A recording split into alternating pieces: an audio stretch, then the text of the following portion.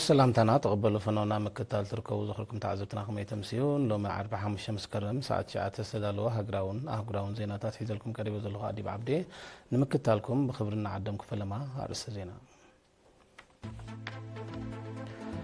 هقراو حيل عمام بحزرة ايودين سعود حمامات من قدسار مس حيل عمام زوا سمينا وقيح بحر زتيو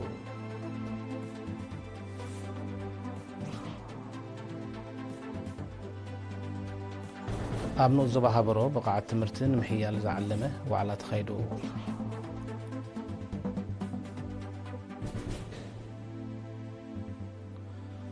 أب كتما كرن ككايت غنية كنا ودا بيتات كيحت عنبابا تمالي بوعوع منفس تزازمو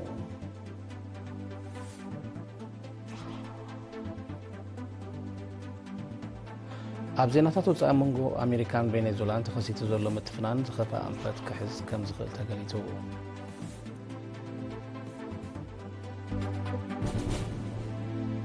اسبانيا اوروبا حبرت دبداب اسرائيل لابلع الوشمت غزة دون بال اخل تعرب زي مكيادو وقيسا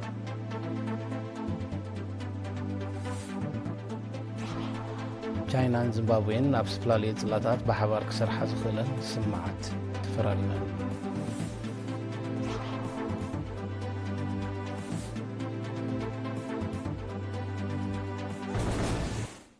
زرزر زينا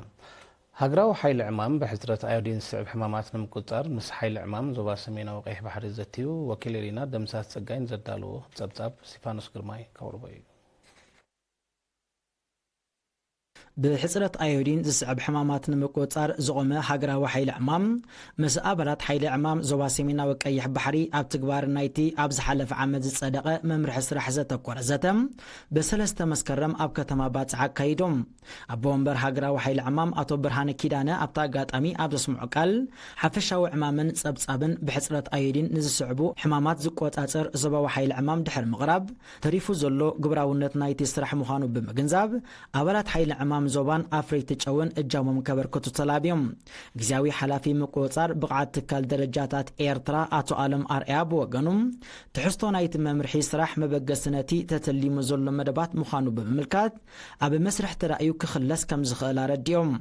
ابتزته نهلو كنتات تطقامنت ايودين استحوسه چون صعبينات غدلت ايودينن اب ايرتران عالمن كمون غبراو مللاي قلطف ممرمري ايودين زدهسوسم مصنعتاو صحفاتن استنفروتاتن قريبوم ابلات حيل عمام ابت زقرب صحفات دحر مميات بمحبر استطنفو افريت چو بقعتو زحلو چو نخفريو دغف كغبرلهم زوباو حيل عمام اخل باجت كمدبلهم نسعبينات ايودين زملكت مغوساغوسو صحفات كدالو زبلون كالوتن رؤيتوتاتن لبواتاتن اقريبهم ابو منبر بحصرة ايودين زسعب حماما زقواتر زوباو حيل عمام اتو رزنه فسها ابز سمعو قال صعبينات غدلت ايودين بمبراح نابلات هاغراون زوباون حيل عماما مسجينهم بحصرة ايودين زسعبو حمامات نمقوصار زقومه زباو حيل عمام اب منغز ملكتم اكلات نايتو زبان هاغراوي حيل عمام من دحر استغبر زتم اب عامته كلتشحن عسران كلتن يقيموم أبنو زبا حبرو بقعة تمرتن محيال بحفشات سات من الدقر سيد ما في اللاين براخ زعلمو على تخيدو وكيل رينا الماز ولد جبريل تبتبر لوا መንግስቲ ኣብ ኩሉ ጫፋት ሃገርና ማሕበራዊ ኣገልግሎት ኣብ ምምላእ ክሰርሕ ከም ጸንሐን ከም ዘሎን ዝፍለጥ እዩ ስለዝኾነ እውን ኣብዚ እዋን እዚ ማሕበራዊ ኣገልግሎት ብሓፈሻ ትምህርቲ ድማ ብፍላይ ዘይብሉ ከባቢታት ምርካብ ዝከኣል ኣይኮነን እቲ ኣገልግሎት ኣብ ብዝሒ ጥራይ ዘይኮነ ብዓይነቱ እውን በብእዋኑ ንምዕባሉ ይስራሕ ኣሎ ኣብ ንወስ ዞባ ሃበሮ ብቕዓት መሰረታዊ ትምህርቲ ንምሕያር ዝዓለመ ዋዕላ ብሰለስተ መስከረም ኣብ ሓውሲ ከተማ ዓሬታይ ተኻይዱ እቲ ዋዕላ ተሳታፍነት ተማሃሮ ብሓፈሻ ናይ ደቂ ኣንስትዮ ድማ ብፍላይ ኣብ ማእከላይን ካልኣይን ደረጃን ምብራኽ ምዃኑ ሓላፊ ትካላት ትምህርቲ ናይቲ ንኡስ ዞባ መምህር ዑስማን መሓመድ ኣድም ገሊጹ ምቁራፅን ምትራፍን ተማሃሮ ኣብ ዝተሓተ ደረጃ ንምውራድ ንቕሓት ሕብረተሰብ ኣብ ትምህርቲ ንምዕባይን ቀጻሊ ጎሳስ ክካየድ መምህር ዑስማን ብተወሳኺ ኣዘኻኺሩ ممحياش تمرتي بروه متى مهناتي يزبله حلافي جنفر منيستر تمرتي زوبا عصبا ممر كفلا عند ميكائيل منجست تمرتي اب كل كورنا حجرنا بمبصح حبرت السب تساتافن مقبار افدقه خمس غفت تقيسو سلوساو زندنا خترر ازخاخيرو اما حدارن استوبا حبرو اتو فتو غير مسقل دما مسرت كل معباله تمرت بمخانو بقعت تمرتن محيال زكايد نطفتات قدامنت كوهابو خمس غبا بمغلاص ترا ولدي اب تمرت خعبي تصويعو ኣብቲ ዋዕላ ኣብ ኩለን መምሕዳራት ቁልጡፍ ምጥርናፍ ዓድታት ክካየድ ስሉሳዊ ዝምድና ክተርር ዕድሚኦም ንትምህርቲ ዝኣኸሉ ቆልዑ ተለልዮም ብመገዲ መዋዕለ ህፃናት ከም ዝመፁ ምግባር ኣብ ዓድታት ጽዑቕ ጎስጓስ ክካየድ ሞያዊ ዓቕሚ መምሃራን ክብል መስርሕ ምምሃርን ምስትምሃርን ኣብ ዝተመደበሉ ግዜ ክጅምር ከም መፍትሒ ሓሳባት ቀሪቦም እዚ ከምዚ ኢሉ እንከሎ ኣብቲ ኣጋጣሚ ኣብ ሃገራዊ ምርመራ ዓመተ ትምህርቲ 2024-2025 ብሉፅ ነጥቢ ዘመዝገቡ ተምሃሮ ተሸሊሞም ትምህርቲ መሰረት ምዕባልን ብልጽግናን እዩ በዚ እውን እዛ ብኽቡር ዋጋ ዝተረኽበት ሃገርና ብትምህርቲ ዝበሰለ ምሁር ዜጋ ምፍራይ ከምዚ ዝኣመሰሉ ዋዕላታት ኣገዳስነቶም ኣቕሊልካ ዝረአ ኣይኮነን ምስ ሰኣላይ ሃብተ ገርግሽ ተስፋ ማርያም ኣልማዝ ወልደ ገብርኤል ካብ ዓሬታይ ንሶ ባሃበሮ ማሕበርኩም ኤርትራውያን ኣብ ግብፂ ባሕቲ መስከረም ዝኽሪ መበል 4 ዓመት ምጅማር ብረታዊ ቃልሲ ህዝቢ ኤርትራ ጽምቢሎም ኣብታ ኣብ ኤምባሲ ኤርትራ ከተማ ካይሮ ዝተኻየደ ጽምብል ቆንስልን ኣካያዲ ስራሕናቱ ኣማን ዓብዱልዋስዕ ኣብ ዝስማዕ መደረ ዝተፈላለዩ ገዛእቲ ንሃገራዊ መንነትናን ምጥፋእ እኳ እንተፈተኑ መኸተን ሓድነትን ህዝቢ ኤርትራ ከም ዝፈሸለ ብሪሆም ኣብቲ ኣጋጣሚ ገዳይም ተጋደልቲ ናይ ቃልሲ ተዘክሮታቶም ተሳተፍቲ ኣካፊሎም እዚ ከምዚ ኢሉ እንከሎ ተሳተፍቲ ናይቲ ጽምብል መደባት ልምዓትን መኸተን ምዕዋት ድልውነቶም ኣረጋጊጾም ብኻልእ ወገን ብ30 ናሓሰ ዝተኸፍተ ፌስቲቫል ኤርትራ ኣብ ከተማ ቶሮንቶን ከባቢያን ብሓደ መስከረም ብውዕውዕ መንፈስ ተዛዚሞም ናይ ሎሚ ዘበን ፌስቲቫል ምስ ዝኽሪ ባሕቲ መስከረም ምጅማር ብረታዊ ቃልሲ ብምግጣሙ ድርብ ጽምብል ምንባሩ ተገሊጹ እቲ ሃገራዊ ኣጋጣሚ ብዝተፈላለየ ሰሚናራት ኣስተምህሮታት ስፖርታዊ ንጥፈታት ባህላዊ ምርኢትን ባዛርን ደሚቑ ነይሩ እዚ ከምዚ ኢሉ እንከሎ ፌስቲቫል ኤርትራውያን ነበርቲ ምዕራብ ካናዳ ብውዕውዕ መንፈስ ከም ተኻይደ ካብቲ ቦታ ዝበፅሐና ሓበሬታ ኣመልኪቱ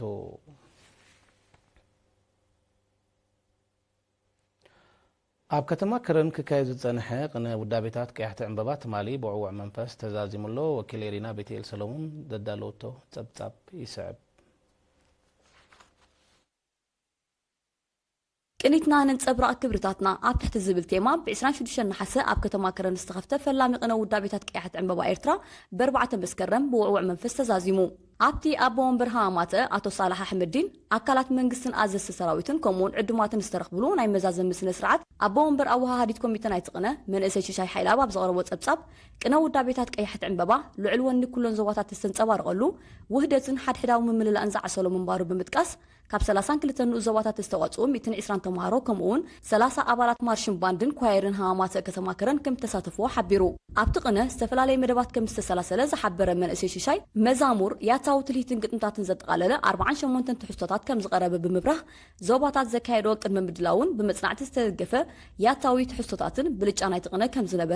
ዝነበሩ ሕፅረታት ተለልዮም ኣብ መጻኢ ብኣተኩሮ ከም ዝስርሓሎም ኣነጺሩ መንእሰይ ሽሻይ ብተወሳኺ እቲ ቅነ ኣብ ምኹስኳስ መንነት ምህናጽ ሃገራውነት ዕቤት ባህልን ምዕቃብ መቦቅላውያትን ልዑል ተራ ከም ዘለዎ ጠቒሱ ኣብ ቀጻሊ ፍልጠት ጠቀስ መደባት ክውስኾን ክእለት ኣባላት ቀያሕቲ ዕምበባ ዘሰስን ስልጠናታት ክስራሓሉን ብምዝኽኻር እቲ መደብ ንኽዕወት ንዝፃዕሩ ኣካላት መጊሱ ኣቦ ወንበር ሃማማተ ኣቶ ሳላሕ ኣሕመዲን ብወገኑ ውዳበ ቀያሕቲ ዕምበባ ካብ እዋን ሰውራ ኣትሒዙ ኣብ ምኹስኳስን ምዕባይን ክብርታት ዕዙዝ ተራ ከም ዝነበሮ ብምዝኽኻር እቲ ቅነ መቐጸልታ ናይቲ ማሕበር ውዳቤታት ቀያሕቲ ዕምበባ ንምሕያል ዝካየዶ ዘሎ ጻዕርታት ከም ዝኾነን ብዓወት ምቅንዑ ንቐጻሊ ኣተባባዕ ምዃኑ ኣገንዚቡ ኣብ መወዳእታ ንምዕዋት እቲ መደብ ኣበርክቶን ዝነበሮም ኣካላት ናይ ምስጋና ወረቐት ምስክር ክዕደል እንከሎ ንኹሎን ዞባታት ናይ ምስጋናን ገንዘባውን ሽልማት ተዋሂቡ ማእከል ጥዕና ኣቑርደት ሕክምናዊ ኣገልግሎታት ብምሕያሽ ኣብ ምውሓስ ጥዕና ሕብረተሰብ እወታዊ ኣበርክቶ ትገብር ከም ዘላ ሰሙያ ጥዕና ሓቢሮም ሓላፍታ ማእከል ጥዕና ነርስ ነቢ ኣስፋሃን ኤሪና ብዝሃቦ ሓበሬታ ሕክምናዊ ኣገልግሎታት በብዋኑ ብዓይነት ይመሓይሾ ከም ዘሎ ብምጥቃስ ኣብ ምውሓስ ጥዕና ዜጋታት ኣስተዋፅኦ ትገብር ምህላዋ ረዲዮም مبرخ نقحات حبرت سب كم مسرت أو رقاحي مكل خال حمامات تتحيزو بعتوب كم سر حلوس تقسن نرس النبي حبرت سب ممرحيتات سمويات عناب مسعاب تمحلال لفت حمامات عم كوتر تساتفو كعب أزخ خيروم حلف أحد قصقاسن حبريتان تحقق غاز النرس عبد القادر حجاي بوغنو استخايد قصقاساتنا سمروتاتن نقحات حبرت السب بمعبايو متن موت عديتاتن هزاناتن كم زقودله بمقلات كتابة رحمام ويبو بي نازلاتات كوهاب جميرو سلزلو عديتات كتكمالو تمحزينو أمنو زوا فورتو سوا عروق شماغل محبر بمقام وياو عام من نسيات معباين أبركتو ما مدبات المعات نمدر عن زعل مزته تخيدو حلفها ماماتي نايتنو زوا من نسي عمر محمد أبتقات أمم زهبو مقلزي من نسيات مياو سلطناتات مغسام محبر مساكلات منقستي تواهيدو يسر حمزو الله تغيسو أتزته مدبات ماماتي أم عباي دراخ تراخ مزهلو أرديوم ግዚያዊ ማሕደርን ዞባ ፎርቶ ሳዋ አቶ አረጋይ መብራህቱ በወገኑ ትምስ አካላት መንግስት ዝተካየደ ዘተ አመሕያል ንጥፈታት ሃማማተይን ምዕባይ ሙያዊ ዓቕሚ መንእስያትን አገዳስነቱ ልዑል ምዃኑ ብምልካት መንእስያት ዝረኽብዎ ዕድላት ተጠቂሞም ነፍሶምን ብፍልጠትን ሞያን ካሃንፁ ኣብ ማሕበር ቀላስተራ ክፃወቱን ኣዘኻኺሩ ዝኹልኩም ተዓዘብቲ ስዕብ ዜናታት ወፃኢ ደጊምና ንምክትታልኩም ብክብሪ ንዕድም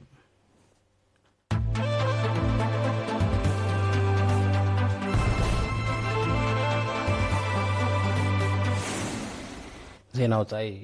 ኣብ መንጎ ኣሜሪካን ቬኔዙላን ተኸሲቱ ዘሎ ምትፍናን ዝኸፈ ኣንፈት ክሕዝ ከም ዝኽእል ይግለጽ ኣሎ እዚ ዝተሓበረ ቬኔዙላ ባሕሪ ካሪቢያን ተኽታኽ ወታደራዊ ንጥፈታት ተካየድ ከም ዘላ ዘኸሰሰ ቤት ጽሕፈት ምክልኻል ኣሜሪካ ፔንታጎን ሃገሩ ኣድላይ ስጉምቲ ክትወስድ ከም ትኽእል ድሕሪ ምእማቱ እዮም ቬኔዙላ መራኸቢ ውግእ ኣሜሪካ ዝዓስከራሉ ኣህጉራዊ ማያዊ ኣካል ሓደገኛ ምዃኑ ዝተቐሶ በረራ ነፈርቲ ኩናት ከም ዘካየደት እዩ ቤት ጽሕፈት ፔንታጎን ሓቢሩ ዘሎ ሩላውነታን ግዛእታዊ ሓድነታን ንምሓስ ስጉምቲ ክትወስድ ከም ትኽእል ከተጠንቅቕ ዝጸንሐት ቬኔዙላ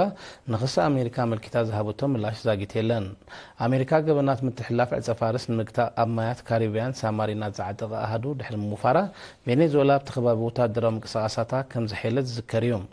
ወታደራዊ ምንቅስቓስ ኣሜሪካ ብልዕሊ ሃገሩ ፀቕጥን ምፍጣርን ፀጥታ ናይቲ ከባቢ ንምዝራግን ምዃኑ ዝኸስስ መንግስቲ ቬኔዙላ እቲ ወታደራዊ ኣሃዱ ክስሕብ ክፅውዕ ፀኒሑ ኣሎ እዚ ሓዲስ ምዕባለታት ኣብ መንጎ ክልቲአን ሃገራት ንፀንሐ ዘይምቅዳው መሊሱ ኣኽሪርዎ ኣሎ ቀዳማይ ሚኒስትር እስፓኛ ፔድሮ ሳንቼዝ ኤውሮጳ ሕብረት ነቲ እስራኤል ኣብ ልዕሊ ወሽመጥ ጋዛ ትፍጽሞ ዘላ ኣልማሚ ደብዳብ ደው ንምባል እኹል ፃዕሪ ብዘይምክያዱ ደጊሙ ወቒሱ ቀዳማይ ሚኒስትር ሳንቼዝ ንባይታ ሃገሩ ኣብ ዝሃብዎ መግለጺ መንግስቲ እስራኤል ዝፍጽሞ ዘሎ ተግባራት ካብ ዝኸፍአ ፍጻሜታት መበል 21 ክፍለ ዘመን ምዃኑ ሓቢሩ ቀዳማይ ሚኒስትር ሳንቼዝ ኣቐዲሙ እውን ኤውሮጳ ሕብረት ብጉዳይ ኩናት ዩክሬን ኣብ ልዕሊ ሩስያ ተደጋጋሚ ዙርያታት እገዳ እናጽደቐ ኣብ ልዕሊ እስራኤል ግን ዝኾነ ስጉምቲ ከም ዘይወሰደ ብምግላጽ እቲ ሕብረት ድርብ ዕያር ይኽተል ከም ዘሎ ምኽሳሱ ዝፍለጥ እዩ ኤውሮጳ ሕብረት ኣብ ልዕሊ እስራኤል ናይ ኣጽዋር እገዳ ከጽንዕ እዩ መንግስቲ እስፓኛ ኣብ ተደጋጋሚ ክጽውዕ ጸኒሑ ዘሎ እስራኤል ኣብ ወሽመጥ ጋዛ ተካይዶ ዘላ ወታደራዊ ስርሒታት ካብ ሓያሉ ሃገራት ኩነኔ ይመጽ ከም ዘሎ ይፍለጥ ህዝባዊት ሪፐብሊክ ቻይናን ዚምባብዌን ናብ ዝተፈላለዩ ጽላታት ብሓባር ክሰርሓ ዝኽእለን ስምዓት ተፈራሪመን እቲ ስምዓት መራሕቲ ክልቲአን ሃገራት ትማል 4 መስከረም ኣብ ከተማ ቤጂንግ ቻይና ኣብ ዘካይዶ ዝርርብ ተበፂሑ ፕረዚደንት ሺጂንፒንግን ፕረዚደንት ኤመርሰን ምናንጋዋን ኣብ ርክቦም ሃገራቶም ኣብ ንግዲ ወፍሪ ትሕተ ቅርጺ ህንፃን ካልእ ጽላታትን ከም ዝተሓጋገዛ ኣፍሊጦም ኣብቲ ጋጣሚ ቻይና ኣብ ልዕሊ ዚምባብዌ ጸዲቑ ዘሎ እገዳታት መትከል ከም ትቃወሞ ክትገልጽ እንከላ ዚምባብዌ ድማ ፖሊሲ ሓንቲ ቻይና ዘለዋ መርገጽን ደገፍና ነጺራ ክልቲኦም መራሕቲ ዝምድና ሃገራቶም ናብ ዝለዓለ ደረጃኡ ንምዕባል ብዕቱብ ከም ዝሰርሑ ኣብ ትርከብ ኣፍሊጦም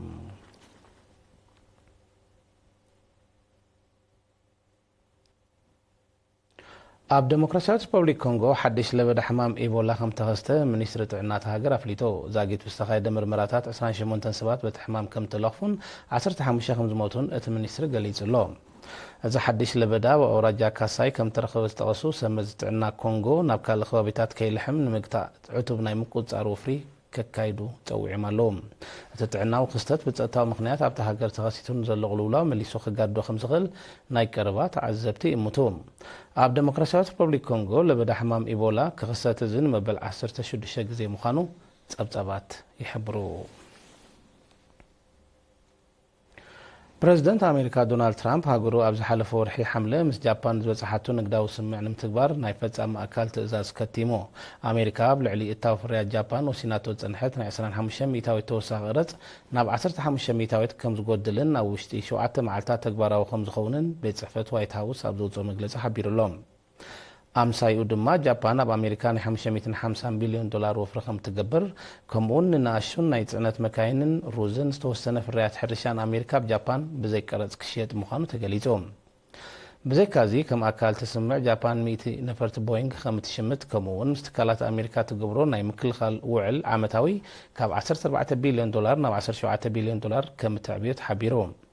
መንግስቲ ጃፓን ኣሜሪካ ብልዕሊ እታ ፍርያት መካይን ሃገሩ ከተኽፍሎ ጸንሐት ቀረጽ እውን ናብ 15 ሚታዊት ክንክብ ምዃኑ ረጋጊጹሎ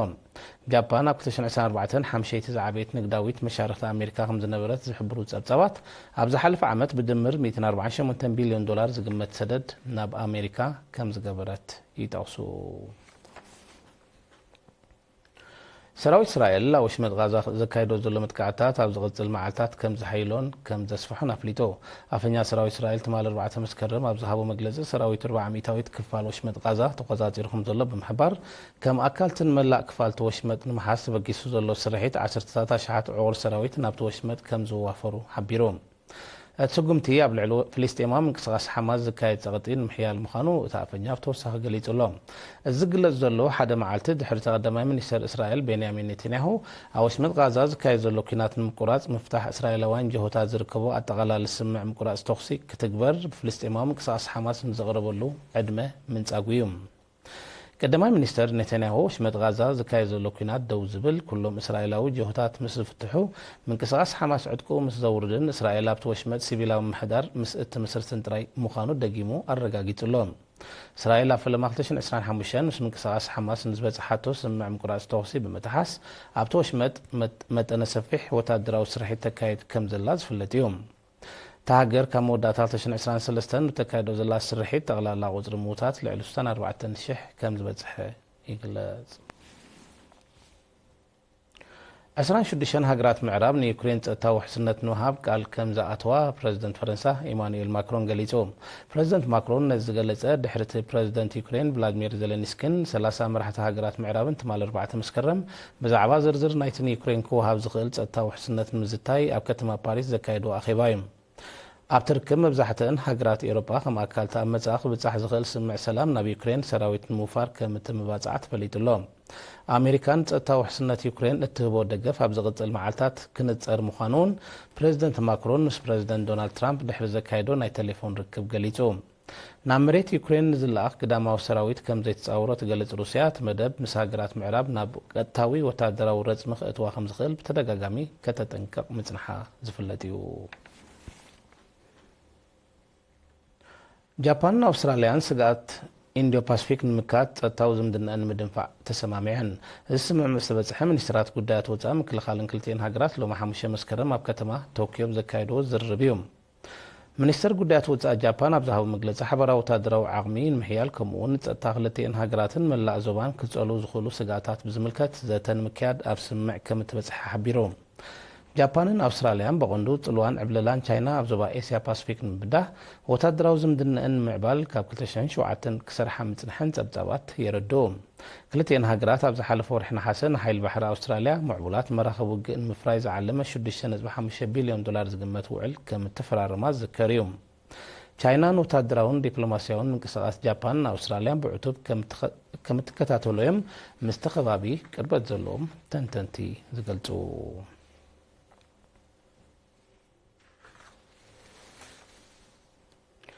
ዜናታት ምዛም ኣርእስታት ዜና ክደግመልኩም ሃገራዊ ሓይሊ ዕማም ብሕፅረት ኣዮዲን ዘስዕብ ሕማማት ንምቁፅጻር ምስ ሓይሊ ዕማም ዞባ ሰሜናዊ ቀይሕ ባሕሪ ዘትዩ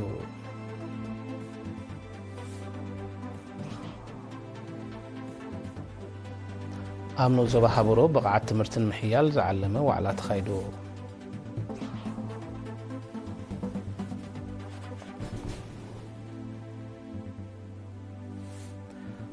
ኣብ ከተማ ክረን ክካየድ ዝጸንሐ ቅነ ውዳቤታት ቀያሕቲ ዕምበባ ተማሊ ብውዕውዕ መንፈስ ተዛዚሙ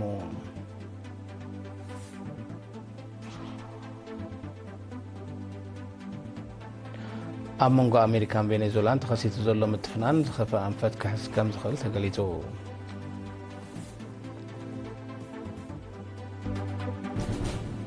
እስፓኛ ኤውሮጳ ሕብረት ደብዳብ እስራኤል ኣብ ልዕሊ ወሽመጥ ጋዛ ደው ንምባል እኹል ጻዕሪ ብዘይምክያዱ ወቒሳ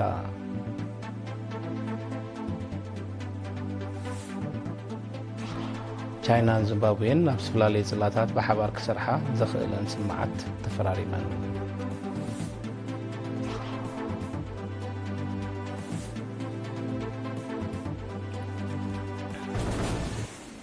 ባርከ ዝኸልኩም ተዓዘብቲ ሓፍሻዊ ዜናታት ኣብ ዝተዛዚሙሎ ስለምክታልኩም ንመስገን ምስ ተረፉ መደባትና ንሓድገኩም ብወገንና ብሩኽ ምሸት